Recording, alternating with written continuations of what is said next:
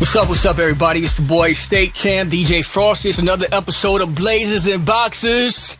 And I got one of my homies, my former co-worker, Mrs. Cody D, Cody Short. What's happening, man? This is Cody D. The name of your podcast sounds very masculine. like it's loaded. Yes, it sounds like it's loaded with a lot of testosterone. I don't know how I feel about that. That's why you're on here, man. We gotta balance it out. You know what I'm saying? Okay. We gotta get a female perspective. You know what I'm saying, on a lot of things. Okay. What's been happening with you, man? You know what I'm saying? We got a lot of stuff going on. I know that. Yeah, we do. Are you talking about in my personal life, or are you talking about in the world? Where are we starting? I mean, your professional life. I am trying to get all that side of the business. No, I mean, I'm still in Birmingham working, still doing my journalism thing here and there, getting ready to launch a new podcast. So very busy. Got a lot of work going on. Well, I don't know why you're saying boo. I tried to do a podcast with you. I thought we was doing a podcast. We're doing your podcast where I'm a guest. Okay, all right. That's fine. However it go. So right. Birmingham just had the World Games. Yeah. How'd you feel? Did they make the city look different? Well, the city had been doing a lot of work, I would say, in the last year to try to clean up the streets, make things more efficient for visitors. So the city did look a little bit more polished. But I think some of that is a mix of a lot of the events were held downtown. So some of that, the ongoing gentrification that's happening, but also the city trying to make things nice and pretty for the guests. What did you hear about the World Games? Did you hear anything? Not a lot. I saw a lot of videos, you know what I'm saying? I saw, where people was at different events and things of that nature. So I'll say this, the biggest thing or the nicest thing in my opinion is the city walk. So the city walk, for people who don't live here, don't know Birmingham, there is an interstate that goes through the middle of downtown that connects the east and west side to each other. That interstate was shut down for a couple of years because it was falling apart. And underneath that interstate, it used to be just like a parking lot that would go to the BJCC. So if you were going to a concert or whatever, that's where you would park a lot of times. Well, now they've restructured that into just one big park underneath the interstate. So it's 10 blocks long, and underneath are parks where you could sit. There's a little water fountain. There's skateboarding. There's scooters down there. It's really, really nice. And the interstate above it is all lit up with lights and everything. And then there's, restaurants and stuff kind of bordering it. So it's really nice. And so that project has been in the works since 2018. And they finished it. Well, they're still working on it, but it's basically finished. And that happened just in time for the World Games. So that was a really nice addition to the city and something for the people who live here to enjoy it. Yeah. I figure, a lot of people seem to be excited about it. I was happy to see that some people were excited about it versus just you know what I'm saying? You had some people who were like that too. You had some people who thought that it was not a big deal or didn't really want to. You always are going to have people who are the negative Nancys who aren't going to take advantage of what that opportunity brings to the city. Right. And who are also going to talk down on the people who made the event happen in the first place. Yeah. Did crime go up or anything like that?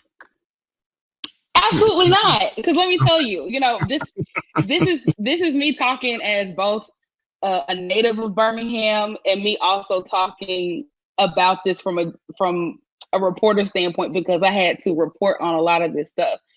Mm-hmm. The World Games, because it's considered a global event, this is what you would call a tier 1 event. So basically it's the same level of security that you had here like you would for the Super Bowl. So we had people from the federal level who were here helping secure the venues and everything. People who are acting on their best behavior. Absolutely. Nice. So speaking of the world stage, Monkey Pox, it is a new epidemic or pandemic approaching What? I think right now, I don't think there's a word for it yet. I Yeah, guess it's not what a word level yet. is that yet? But they've issued some emergency level stuff so they can have access Vaccines? to vaccines and things like that. Right. Uh-huh. Yeah, national security something they call them. But so basically, what they do is they will name something like this is a national security, a national emergency, so they have National access, emergency. to get all these other things so they can try to keep it under control. Not saying that it's super duper out of control just yet, Right. but Right. it seems to be heading in that direction. It's pretty scary, and I think it's scary for a few reasons. One, we're still in a pandemic as far as I'm concerned. Like, we're still dealing with COVID-19. COVID-19 numbers are up, and we only know what some of those numbers are because people now have access to at-home tests. So that's number one. Number two, just the look of monkeypox. Right. Looks, That's the scary part. It's the look of it. I mean, of course, you don't want to get it because I know it hurts from what they say, but yeah, the look of it is crazy. it makes me want to scratch just looking at it. Like, it makes my body chill. But the thing that I mean, I guess I shouldn't be surprised at how ignorant people are, but it's just the fact that, like, people are legitimately scared of monkeypox, and everybody's like, "What are vaccines at? Well, what we doing? What we?" Nobody had this attitude, or not say nobody, but a lot of these people who have this attitude did not have this attitude when it came to COVID-19, and Yeah. and that's because we are a vain society. Nobody Exactly. wants to get that shit on their body. Nobody wants Yeah. to see that, and it looks disgusting. And you also know it's going to mess with your appearance. Right. Exactly. We know. And the fact that they're also messaging this as something that is something that only gay men can get, which we know is not true. We know it's not true, but that's kind of where the majority of the cases seem to be, which I believe. Listen, gay men, y'all gotta rise up, because I believe y'all being targeted over and over by some mad scientists. Okay, because diseases just don't pop up out of nowhere. You know what I'm saying? Yeah. Listen. All I'm saying. I'm not disagreeing with you. All I'm saying, my personal opinion, I think they're being targeted. I think they was targeted with AIDS. But what can you do in a situation like that? Because it's no different than, like, somebody from the outside telling Black people, y'all need to rise up. We haven't been able to do that. I'm just putting out there what I believe. That's all I'm really doing. Like, I'm just kind of throwing it out there like, hey, something ain't adding up to me with some of these things that's going on. Listen, it's definitely mad scientists out there that's worried about world overpopulation. Have been for years. You know, I had a conversation in the newsroom with my coworkers about how did monkeypox become something that was only transmitted amongst animals, and now it's become something that's reported all over the globe, and it's in humans, and it's in people. I mean, people are obviously getting it, and so it's like, how do we know this is even monkeypox at this point? You know what I'm saying? Like, how do we know this is not something else? Like, they try to say AIDS came from monkeys. Not as much. Like, come on, man. We not around monkeys like that, yo. I don't know. I'll say this too. I'm happy to be in a monogamous relationship, because I would not want to be out here in these streets like I was 5 years ago. Because let me tell you, a lot of people, the issue I also have is that, you know, Black men, y'all gonna be homophobic. We already know this. Okay, whatever. We're not homophobic. I'm not saying all of y'all. I'm just saying, if a Black man says something homophobic, I do not get surprised. Okay. However, I get disappointed in my fellow Black women, because so many of us have relationships with gay Black men who are in our friend circles, who are in our families, who do our hair, who do our nails, whatever, who do our makeup, whatever, right? But then we regurgitate this information out there about this disease, the same thing with AIDS, HIV, that this is something that only men get because they're sleeping with each other. But that kind of language is exactly why there are so many gay men on the down low, because we're talking about them at home and they're afraid to come out of the closet because of the community that they're around, typically other Black women who talk like this. So they stay in the closet and they do their behaviors on the down low. And then guess what? They're bringing the diseases home to their girlfriends or their wives. We just need to allow men to be who they are. I'm a firm believer. Like, I believe that a lot of men are bisexual, and I feel like that is completely fine. But so many people want to write them off. That's gay. That's gay. Okay. I mean, you're perpetuating an issue that's going to come back and bite you in the ass, possibly. I don't know. See, these are facts. It's not about. All right. So listen. Yes, there are a lot of bisexual men. I personally believe if you're bisexual, I believe you're gay. You know, you're gay and you're straight. You're both. Yeah. Either way. But I think it's disrespectful to just write somebody off as gay when they claim to be bisexual. Well, why is it disrespectful? Because if you're going to write them off as gay, then you need to also claim that they're straight too. But they're not straight. Okay, but they're bisexual. They do both. They're attracted to both vaginas and penises. Yeah. I think bisexual is a level of gay, like a half level of gay. So I give you. That's homophobic. It's not homophobic. We're talking about sexuality. How is that homophobic? See, because you have to. If somebody says to you, "I'm bisexual," you need to be willing to. You need to respect that. And you deciding that you're going to rewrite it as something else, make up your own definition. I'm not. That's what I'm saying. That's not what I'm saying. All I was doing was classifying it. If somebody said they're bisexual, like, oh, okay. I'm not going to sit there and say, no, you're gay. I'm like, oh, okay. What I'm saying is, it doesn't matter if you're saying it out loud. It's still an internal bias that you carry. It's not internal bias. What are you talking? We're talking about classification. We're talking about pronouns and shit. Okay. Nobody said anything about a pronoun. That is not come up at all until right now. All right. This is just classification. All I'm saying is a classification. It's an underclassification of gay. That's all I'm saying. You get what I'm saying? It's not. I understand what you're saying, and what I'm saying is I do not agree with it, because what I also understand is that, in my opinion, and based off of what the community explains when they talk to other people, is that sexuality is a spectrum. So how you identify should not be labeled as just like one distinct thing. That's why there is bisexual. That's why there's pansexual. Right, yeah. That's why there's exactly. And so all I'm saying is it is still under gay. If you walk into a room, it's under the umbrella of LGBTQIA. Okay. Well, however you want to say it, however you want to put it. But you just label that as gay.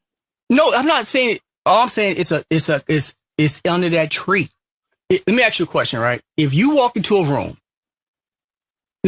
let's say you walk into your apartment and your boyfriend is making out with another man. The first thing you're going to say is, that nigga gay. Or you're not going to say, that nigga's bisexual. You're going to say, that nigga is gay. I'm not going to write him off as gay, because I know what we've done. Exactly. So that's my point. What's the first thing you're going to say, though? If you talking shit to him or to somebody else, what are you going to say? I mean, if I saw my boyfriend doing that, I would be like, do you have something you want to tell me? Do you have something you want to tell me? Do you want to explain something to me that we have not discussed before? Oh my God. It's a real question. Okay. All right. So, speaking of monkeypox, Planet of the Apes. Monkeys, you haven't heard this story that monkeys are like attacking babies and elderly people? Like You mean they it's a zoo and stuff? no, in like China somewhere. Like like they're really going after people. I'm assuming somebody killed one of their homies in that village, but this is an actual story. Like they're like, Heard about this? you haven't heard it? No. Like one monkey threw a 4-month-old baby off a roof. I've Come not on. heard about this. Oh my gosh, Cody. You usually you be on top of things more than I do. Let me tell you something. I work in hard news. That shit is depressing as fuck. I be trying to disconnect as much as I can. I feel you on that. But stories like this, the fact that we are still dealing with COVID-19 and now monkeypox is spreading like wildfire, I can't help. I feel like I'm turning into my grandmama. We are in our last days. That's how I'm starting to feel. Like it is real depressing. And I'd be like, what am I planning my life out to be at this point? Because if it's gonna end tomorrow, let me know before I pay these bills so I can go out and have one good last time. I think you got plenty of time I think Earth will give you enough time to live your life out. But who wants to bring children in this? You know what I'm saying? Because that's also where I'm at in this life. I'm like, okay, I'm at that age where I need to be figuring out, what am I doing? Am I going to reproduce and bring a child, an innocent soul, into this bullshit? Hey, that innocent child may be the child that saved the world from its own demise. So, always keep a little positive in there. You know what I'm saying? I got to take my antidepressants. Like I'm telling you, it be hard sometimes. For me, I'm not even gonna try to front. I be struggling sometimes with having a positive mindset just because of everything I see and read all day. Yeah, listen, man. You want to have some babies that's gonna take care of you as you get older. You know what I'm saying? Oh, well, you're right, but the stuff that you got to do to get to that point. Do you know what pregnancy is like? As a man, I no. I mean, I know you've seen it. I can only listen. One thing that men cannot do is completely understand what pregnancy is like. We can try and empathize. You know what I'm saying? That's the best we can do is empathize. I've never been burnt in a fire, but if I see somebody burning in a fire, I can empathize. I can't sit there and say, hey man, I know what it's like. But the thing about it is that as a woman, there's so many things that happen during childbirth that you just straight up don't know about until you see a friend or a close family member go through it, and you be like, wait, that happened? Oh, yeah. That happened? Yeah. Wait a minute. That's what happens? Like, you just keep asking. You be like, how? Because when you're younger, at least in my world, and I've heard other women say the same thing, you see women have babies every day. And I grew up in a hair salon. My mom had a hair salon, so I saw women pregnant all the time. And there's a bunch of women in my family. So I saw women get pregnant. I thought it was just a circle of life. You know what I'm saying? I mean, which it is. But you just think like it's this natural thing. They talk about it hurts, but women have babies every day. So, we can do it. But they don't tell you about how, like, it might tear your coochie up. Yeah, literally. Like, literally, you got to go back to that bitch and go get it sewn up. Oh, and then it's going to hurt to pee for a month. Oh, and your organs, they never go back to how they were before.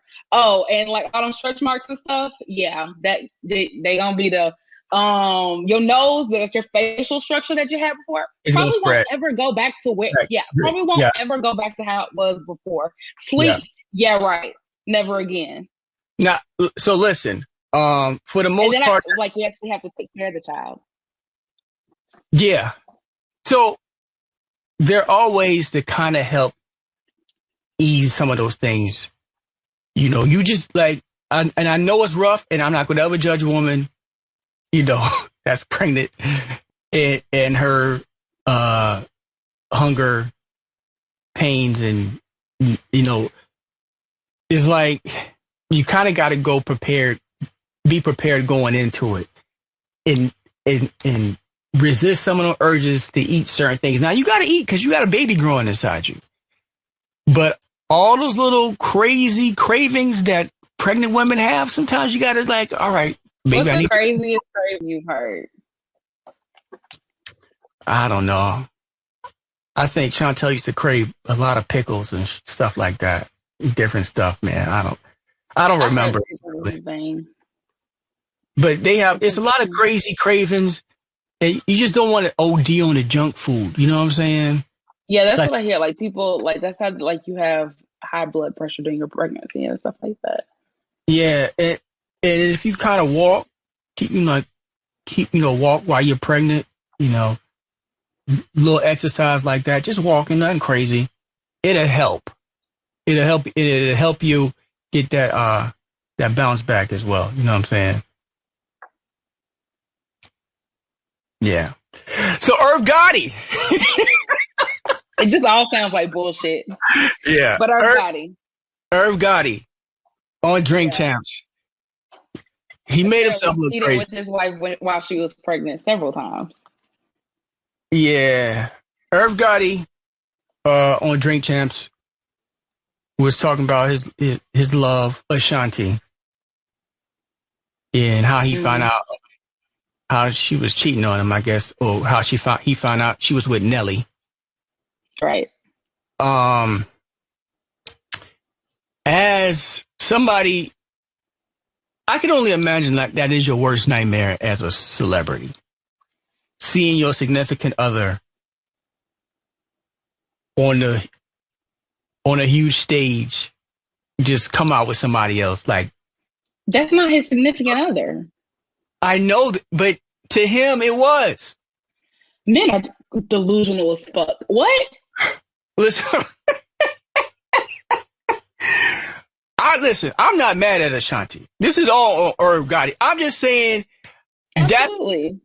What I'm saying is that had to be his worst nightmare. I'm saying if you're a celebrity and you're dating someone and then you find out about her and somebody else from television, that would have you steaming. Worst nightmare, worst case scenario, it happened. But that's karma for what he was already doing. Right? What you think? It's just the nerve of having any emotion at all when you find that the woman who was your side chick is in a relationship with somebody else. It's the audacity for me. I will never be able to understand unless there's an agreement that I am in an open marriage, I'm in an open relationship, and this is what we do. That is the only time I will not judge. But if you have gone before the Lord and said your vows, and you in a whole ass marriage, talking about you was mad when you saw your side chick go out, nigga, what? Yeah. That concept I don't understand. But furthermore, I assumed, I didn't know. I assumed that Irv Gotti and his wife were not together, but apparently she's at the Drink Champs studio. Oh, at the time? Apparently, she was there when he was telling that story. I think they're still together. So I'm just what y'all? Well, first of all, I think he looked very drunk at that point. I have not watched the episode. I have not seen the full episode yet, but he looked very drunk. Well, that's what they do over there. That's how they get him. Yeah, that's how they get him. Some people smarter than that. I was just watching Patti LaBelle on Drink Champs. She knew better. Oh, yeah, of course. She's gonna be classy with it. She's an OG, of course. Yeah, she knows better. Yeah. A lot of people go in there with a game plan. They had one of their homies drink for them, but Irv Gotti looked like he was toast. I actually, because that whole era of hip hop, like the early 2000s with Ja Rule, Lloyd, Ashanti, like they made some of the best music of Absolutely. my preteen years. Yeah. And actually, I really want to check this out because there's certain things about Irv Gotti that I don't think I know completely yet that I want to learn. And Drink Champs, now granted, it's hard as somebody who works in radio. Yes, Somebody who has to listen to people talk. I know it is hard to Yes. listen to Nori. Yes. And those oversized veneers get in the way of his bottom row of teeth. He's always while he's like talking. this.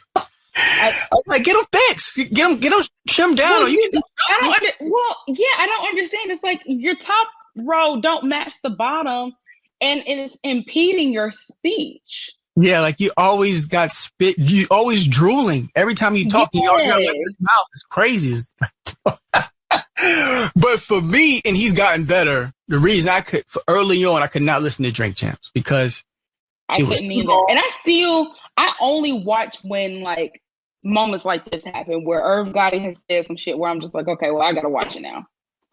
For the longest, he would not let people talk, finish their story. Like you always hop in and out of their stories. Like it was so annoying, but he's gotten better at it. So kudos. I remember that too. Better. He's gotten a lot better. Yeah, I remember him doing that too. And then I think because he himself is also getting drunk, he also slurs a little bit too. It's just, it's just a lot. I don't know. But I have a question about the show. Are they still with Black Effect? Yeah. They're part of Black Effect. Okay. Mm-hmm. Yeah, Drink Champs doing very well. Doing very well. So do you think Irv Gotti brings up Ashanti too much at this point? What other interviews has he brought her up on? The Breakfast Club? He's brought up on like at least six shows at least. In the past decade at least. It's not always him bringing it up. It's other people that bring it up, and he has to talk about it or deny it. I think based off of the fact that he volunteered a story talking about how he found out that she was with somebody else, I think is a sign that he is not over her. He's still not over her. I agree. No, I'm not over her. Ashanti is bad as fuck. Ashanti looks good. Yes, she is. Looks very, very good. She doesn't look like she's lost herself in any kind of way throughout the years. She's found a way. It's interesting because I was having this conversation with somebody about how Usher's recent Tiny Desk performance, it was just 5-7 years ago that people were clowning because he was performing somewhere. He had gained a little weight. He didn't have a six-pack anymore. And people on the internet were clowning him. Well, now everybody's giving him praise. So it's interesting, as I'm getting older, seeing people on the internet, like people who are well respected in the game, go through a period where they were once clowned and are now like getting their flowers. And Ashanti went through that. I know people like always would throw her in the would you pick Ashanti over Sierra? Or would it be Ashanti and Beyonce? Or Ashanti over Aaliyah? Like people always threw her name out there in terms of like comparing her to the other girls of that decade. And I feel like people are now starting to just appreciate her catalog and who she is independently of those comparisons. So I like that for her.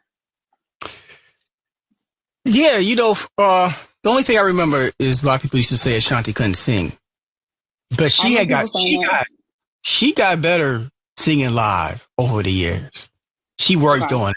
There's a lot of people that don't work on it, as we see in some of the verses, like singing something. Like singing, nah, Ray J. Well, we don't. Why is he even being brought up? Who has ever thought of Ray J as being a singer? Like who really said Ray J was a singer? It wasn't just Ray J. You had Jeremiah who showed up. You even had Omarion. None of them was singing great. The only person that was singing great was Mario. But what I'm saying is, Okay, so listen. I wouldn't have that bar for Ray J in the first place. I don't, but there is a bar, and he was below that bar. Like, Why is that listen. You can, we will all grade Ray J on a curve. We all know that Ray J is no great singer. But no, you're missing it. He was so bad, like worse than I would do, and I am no singer. No, I cannot think of it. He was bad. He was terrible. He was terrible. But my point is, I never even understood why. Like, I feel like Versus was trying something when they did the whole like Omarion versus Mario thing, and I think they did it because they knew, okay, Omarion and Mario don't have like a vast catalog to choose from in the first place.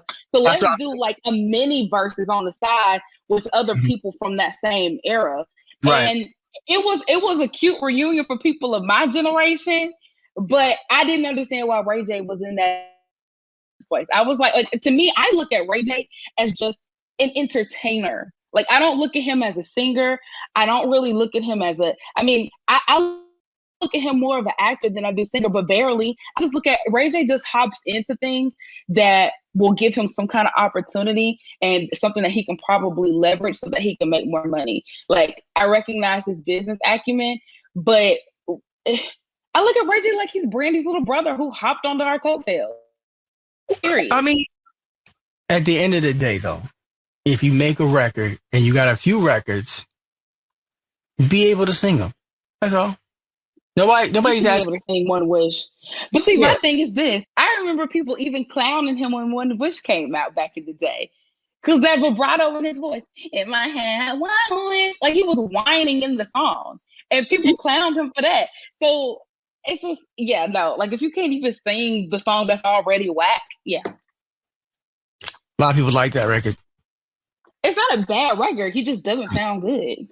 Yeah, I get that. I'm just saying, if you got your average singers up here and Ray J bars here, he was below that. That was the issue. I hear you. That was it. So, what do you think about Beyonce's Renaissance? The drama surrounding it. It's a lot of things. They want her to take off some lyrics.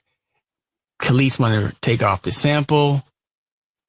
You got backlash for saying the word spaz. It's like, damn, they're trying to come down on Beyonce.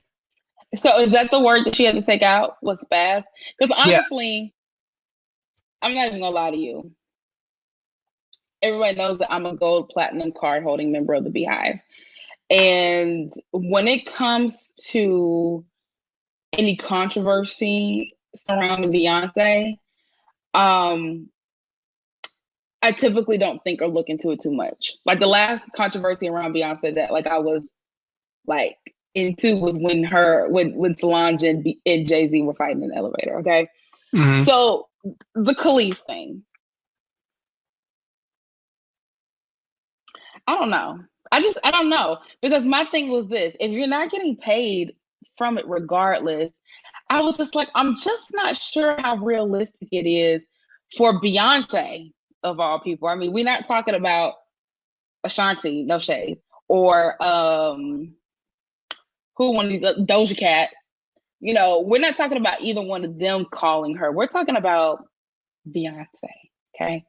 Mm-hmm. I just don't think that was a realistic expectation, and it just sounded like Kelis has ongoing hurt from whatever has happened in her ongoing beef with Pharrell. Right. I feel like her on one hand, I'm glad she spoke up for herself, because I'm all for women speaking up for themselves. But I also felt like her calling out Beyonce was a little misdirected. It was definitely some misguided hate towards Beyonce. First of all, Beyonce don't owe you a damn thing, okay? Because you gotta imagine what the presentation is like. She's working with Pharrell. Pharrell has a record for her that has a sample of Kelis on it that he produced and wrote, so he owns it 100%. All Beyonce is probably thinking is, Pharrell gave me a beat. Let me write to it. if it's already written, let me just go in here and sing this shit. You know?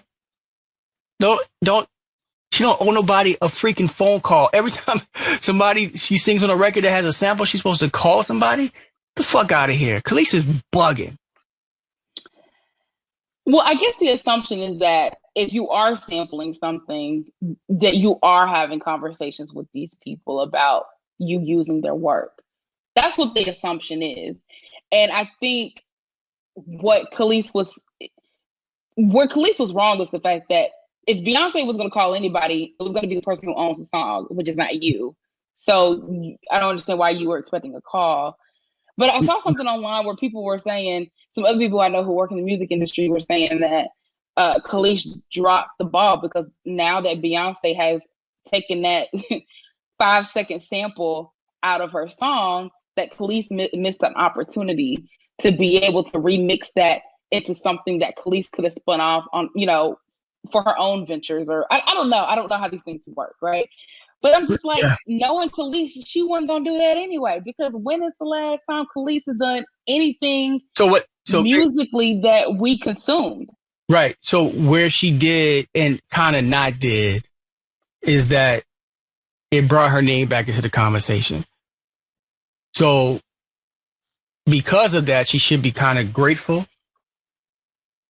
But she made it to where she's ungrateful, and where she probably could have picked up and may still get some shows from it, because people think, she's top of mind, right? When you're top of mind, that's key for everything. When you're top of mind, like, you know what? But it just doesn't seem like she's been interested in being involved in the music industry at all. Yeah, absolutely not. But that doesn't mean that's by her choice. You know what I'm saying? I don't know. It seems like it is. It could be. I don't know. What I'm saying is based off of even before all of this, based off of the things I've heard her talk about her wanting to get out of the music industry and focus on other things that she wants to do to fulfill herself, it sounds like she has been like, the music industry is full of bullshit and I don't want to be a part of it anymore. Well, that's fine. So that's what I'm saying. I just have a hard time believing that she would have been able to capitalize on this moment, even if she wanted to. You never know. You never know. The most I could have seen is somebody being like, these 15-year-olds on TikTok being like, Kelis, who was Kelis?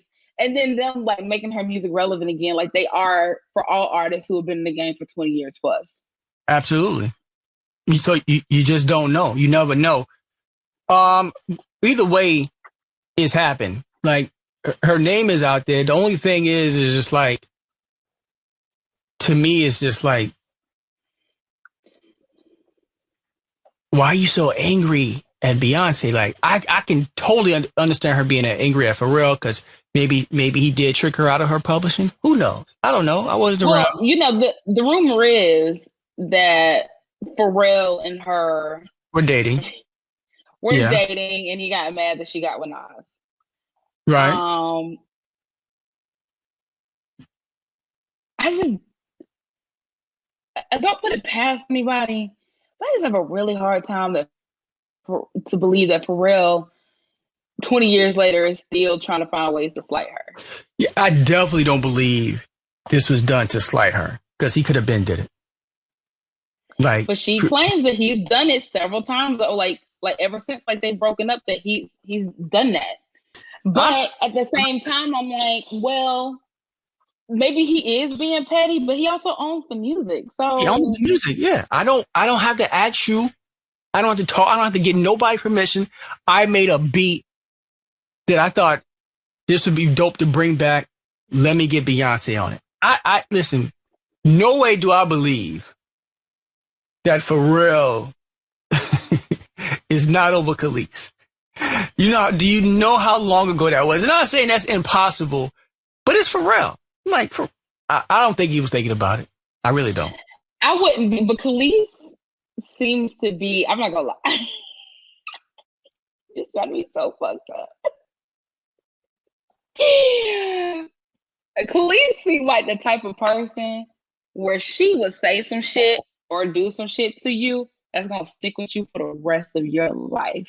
Like you ain't ever gonna be like you ain't never gonna forgive her because she either said or did something that was so fucked up that no matter how much time has gone by, it's always gonna be fuck that bitch.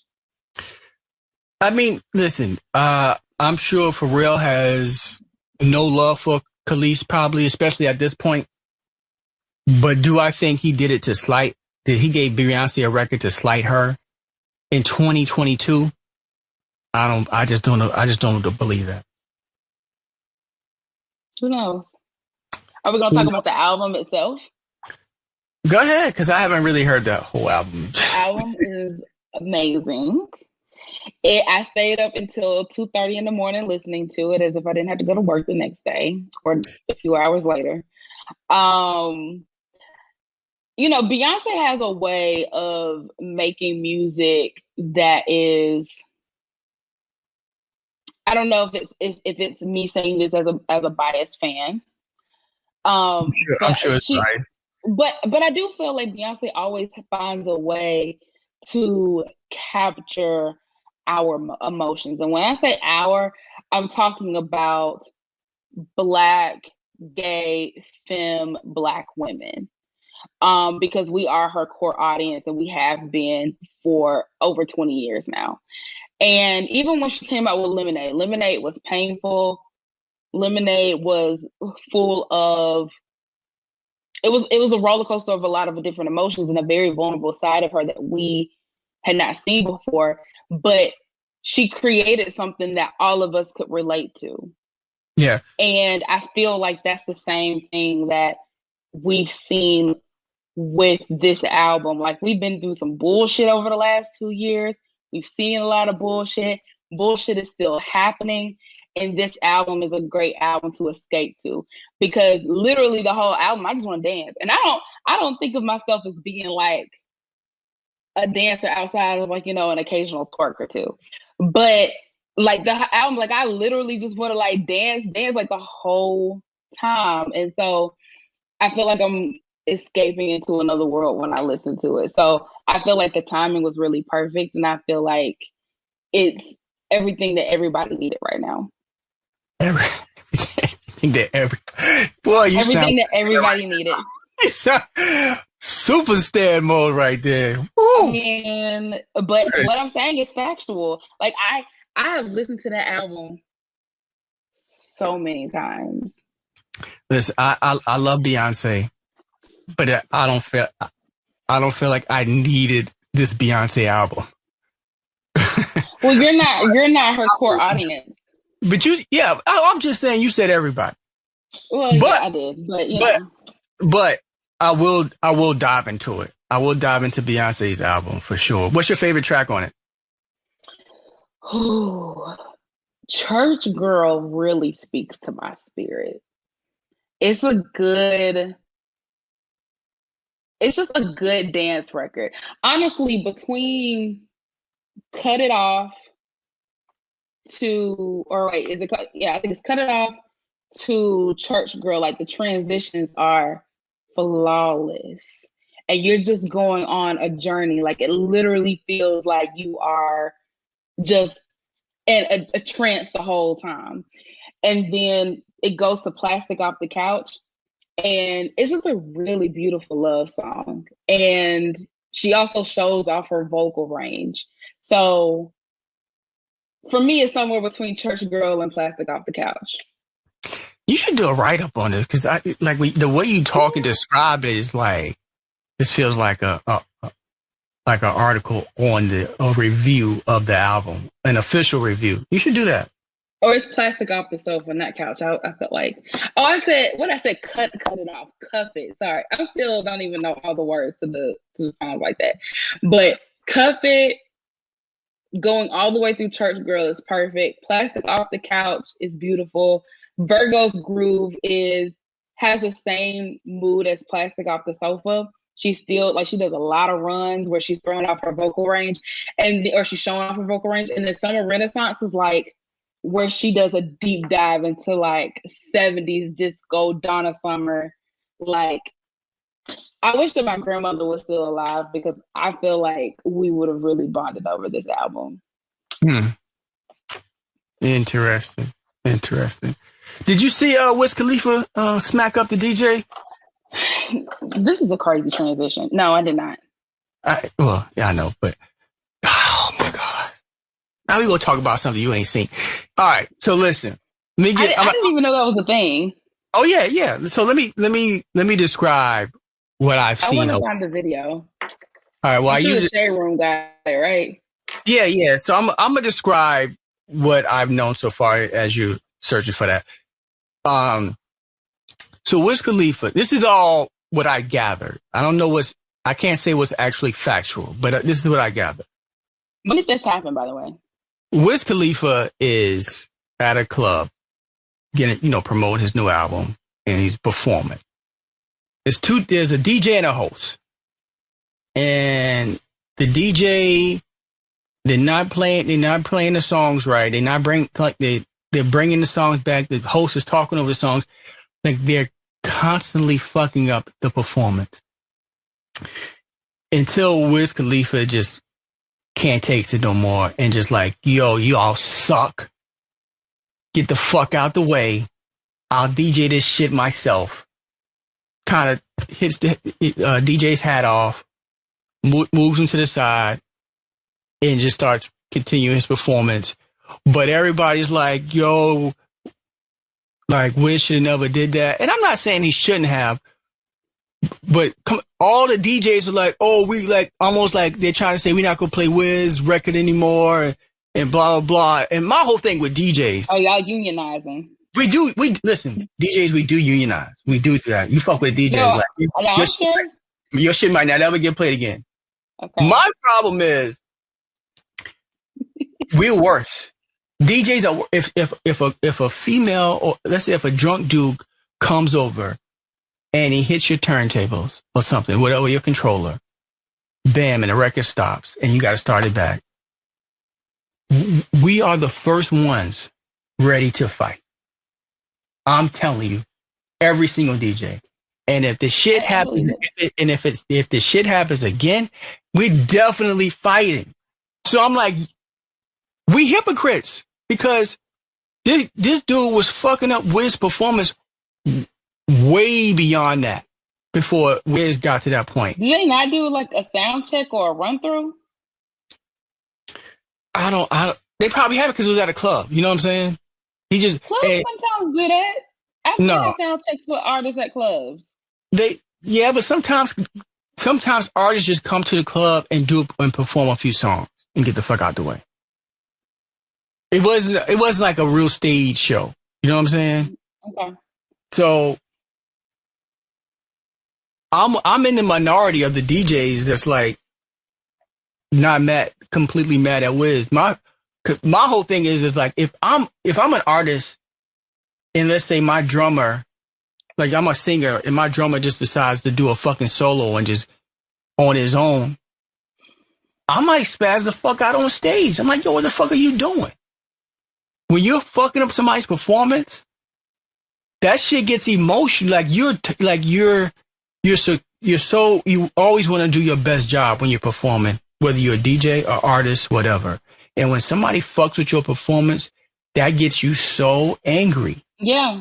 No, I get that. And I'm like, this is not typical of Wiz. If this was typical of Wiz, it's something Wiz he is just very chill. He's very chill. I've never heard of him messing with a DJ.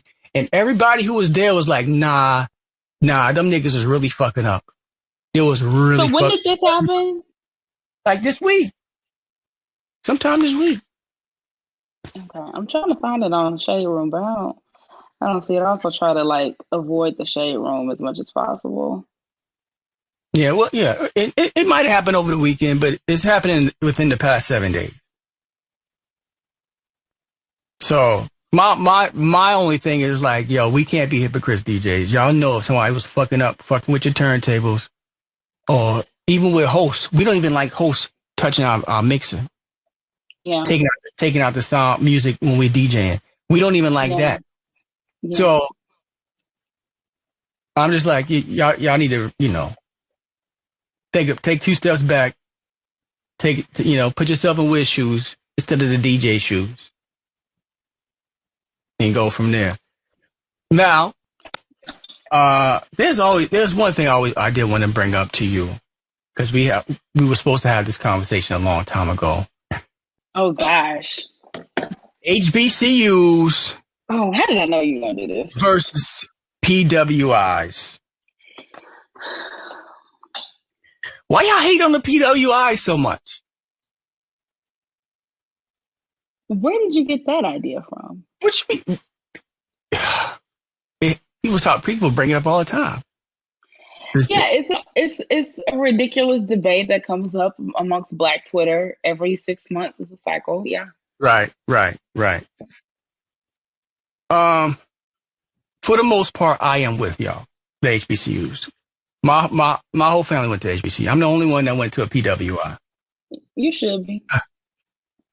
My only argument is that some PWIs got a real nice Black experience. I'm sure y'all do. But it's then this is and I'm sure y'all do. And I would never try to take that away from y'all. Mm-hmm. My issue is that y'all try to compare that Black experience to the HBCU experience. And it's just not the same. Just because you had a Black experience at your PWI, that is not what makes it comparable to an HBCU. In some ways it can, in some ways it's not. So no. when you talk about like the band, that football experience, the marching band, and little small things like that, yeah, it's no comparison. You just can't compare. But it's deeper than that, because typically when you hear people who went to PWIs who compare their Black experience on campus to HBCUs, you guys only do it from a social perspective. You guys only talk about the fact that, oh yeah, well we got D9 Black Greeks too. Oh, we had some fried chicken every once in a while in the cafeteria.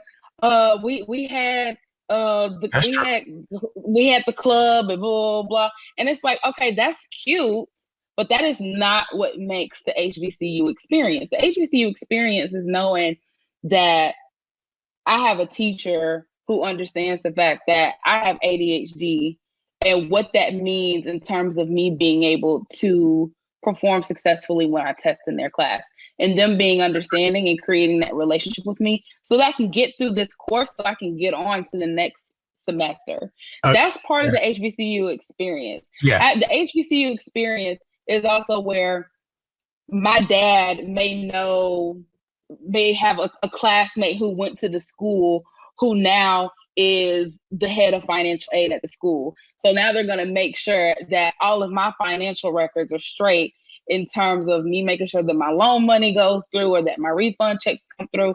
It's deeper than that. It's a more personal connection, because you're dealing with people on the campus who understands your plight as a Black person in this country. You're not getting that shit at a PWI. That's not completely true, because we do have Black people in positions. Some. Absolutely. Some. That will help. Like, I remember my second year on campus, my advisor, I can't think of his name right now, but he changed the course of my life, because we was having a conversation. He's like, what do you want to do? And I was like, I want to be an engineer. I want to work in a studio. I want to blah, blah, blah. It's like, yo, you in the wrong major, because I was in electrical engineering. Getting ready to fear for my life, because I was about to take them hard ass classes. Yeah, I was about to take engineering physics. That was on. Hell no. Yeah, that was on my class schedule for that semester. And when he said that, he was like, "Yo, you're in the wrong major." He said you need to major in media arts and concentrate in audio. It was like all this relief, because y'all don't understand. Y'all don't know what engineering physics looks like. It is. Yeah, I don't want to. But that changed your life. That changed your life, and that changed the course of what you were doing. But yes. And let me say this. Okay. One more thing, real quick. You know who Bakari Sellers is? Yes. You went to Morehouse. Right. His dad is Dr. Cleveland Sellers. Huge in the civil rights movement. Mm-hmm. He taught African American history at the University of South Carolina.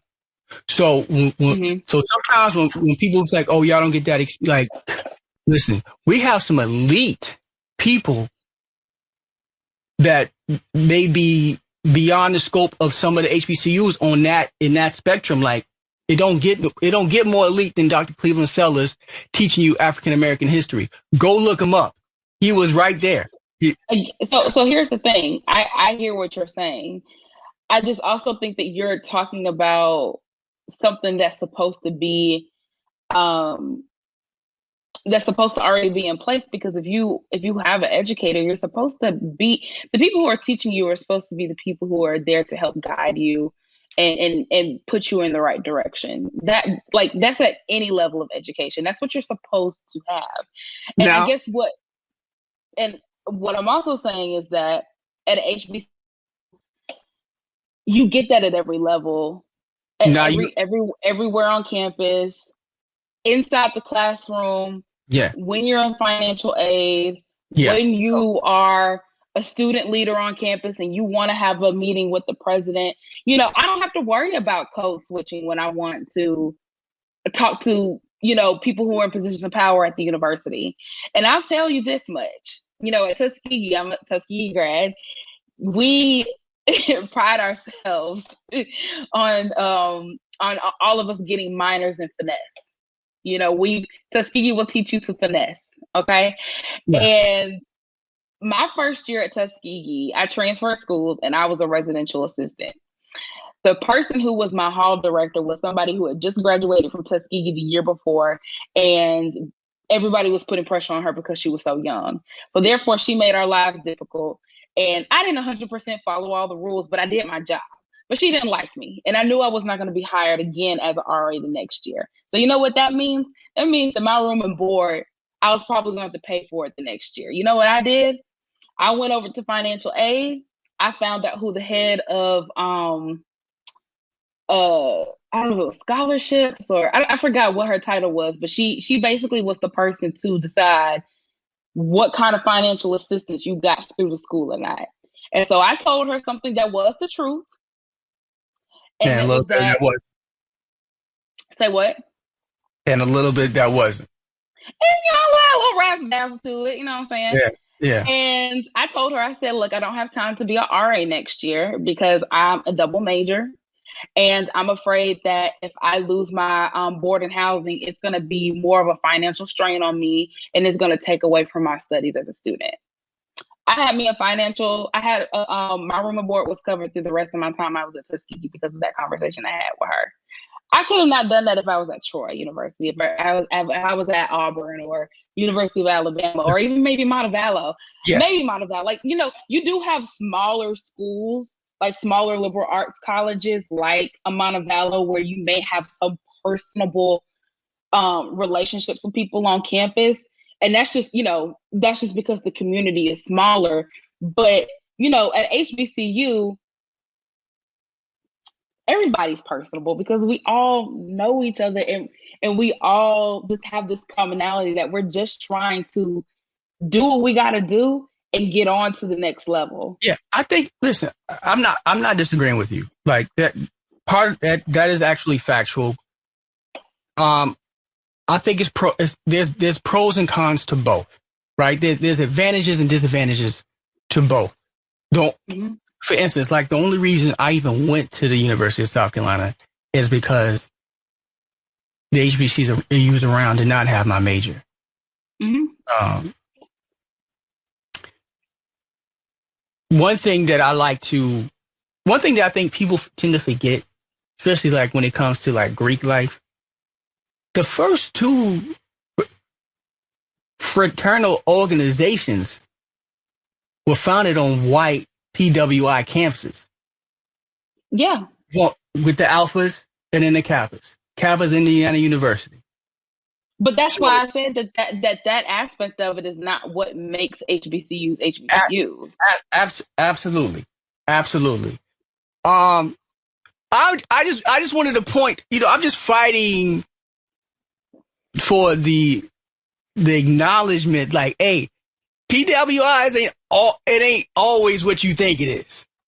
So what do you think that people think it is? I think they just think it's and don't get me wrong, because in like he said, it is like that. Okay. But when I went to USC, it was like 17% black, where I like out of 26,000 students. So my thing was, we got more black students than most of the HBCUs. At least all of the HBCUs in South Carolina, we had more black students on our campus. And we had the biggest parties in the state. Everybody used to come to our parties, including all the HBCUs. So that's why that's the only reason I put up with a little bit of argument. But when it comes to what you was talking about with the, people helping each other, because that's a fact. Like that's why a lot of HBCU people get hired, over people that might have went to PWIs. But I always tell people this too, though. PWIs is more like the real world for us. If you go to a PWI, yeah, I mean, it really the real world. No, and it is, and it really just depends on your upbringing, right? I think for my parents in particular, I didn't live in the city; I lived in suburbs, and so my parents were intentional in putting me in what were considered the better schools, which happened to be the schools with primarily Black people.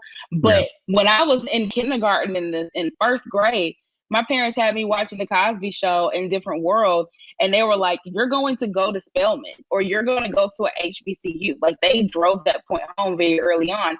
And my parents were very intentional in doing that because they wanted me. They knew I was going to be around white people and going to school with them. But they also were intentional in making sure that I was in Jack and Jill. I was going to a very Black church. And then I went to an HBCU. And they wanted me to have a balance of both. Now, on the flip side of that, I left the HBCU and I became woke as fuck. So now I'm coming in the workplace with all these white people being like, yeah, so y'all should be thinking about Black people more when you're thinking about these initiatives. Hey, you should be hiring more Black people. Hey, did you think about Black people when you were thinking about this campaign? Hey, did you consider Black people when you were looking for community engagement events? And that'd be scaring folks. And on one hand, I'd just be like, look, you guys claim that all y'all are allies post George Floyd. Well, I'm here to really challenge that.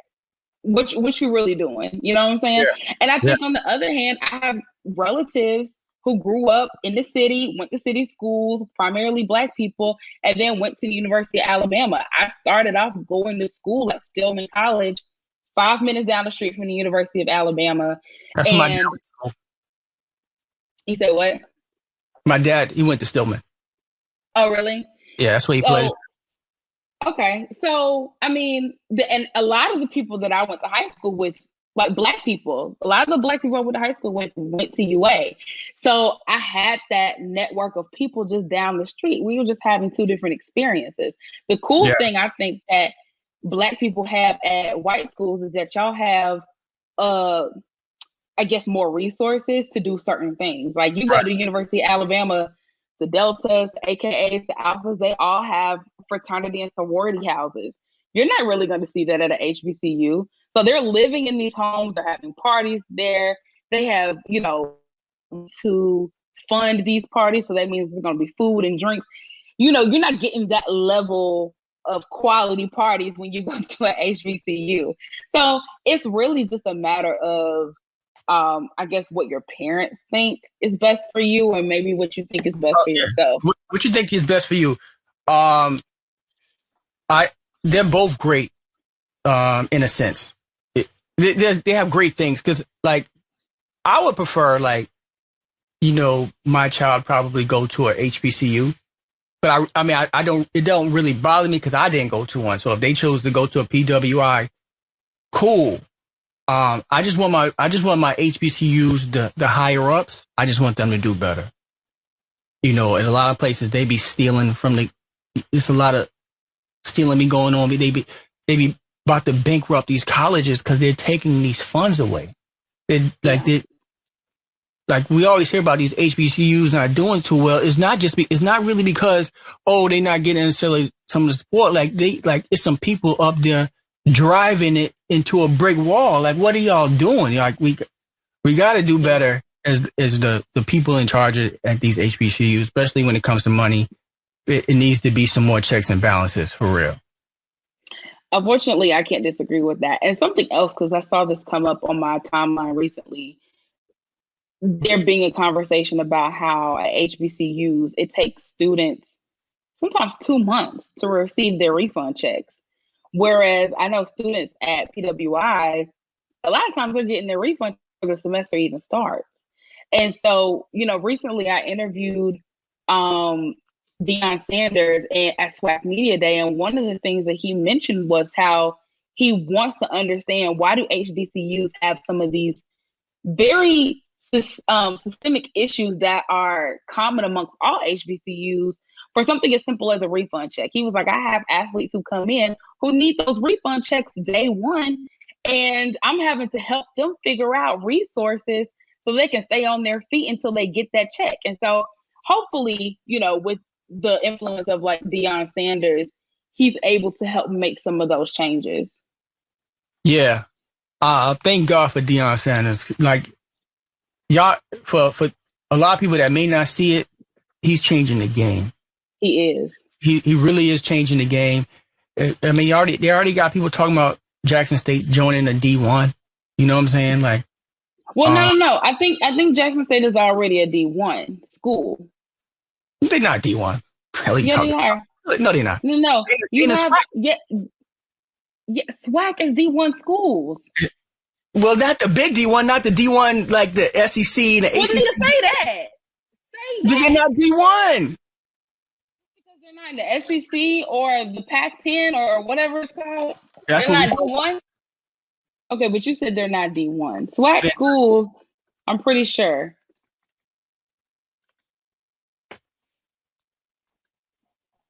Jackson State has a lot of students at their school. That's how they determine what division you're in.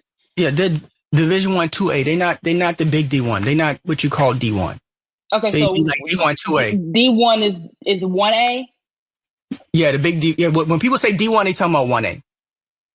I don't know. Yeah, well, that's what I'm saying. Okay, every time I'm not going that route. Okay. Sports. But that would be huge. Yeah, but the only definitely elevating the game, especially on the HBCU side.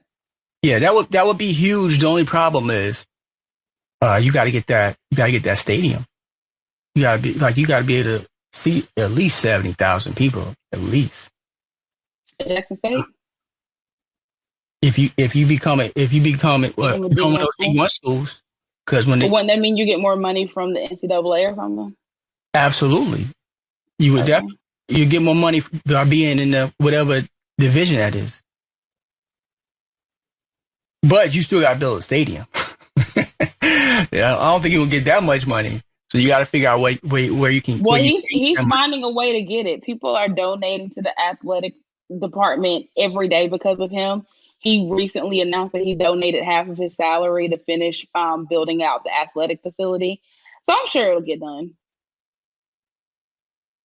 It's not. Yeah, it's a lot of money to build those stadiums. Is all I'm saying.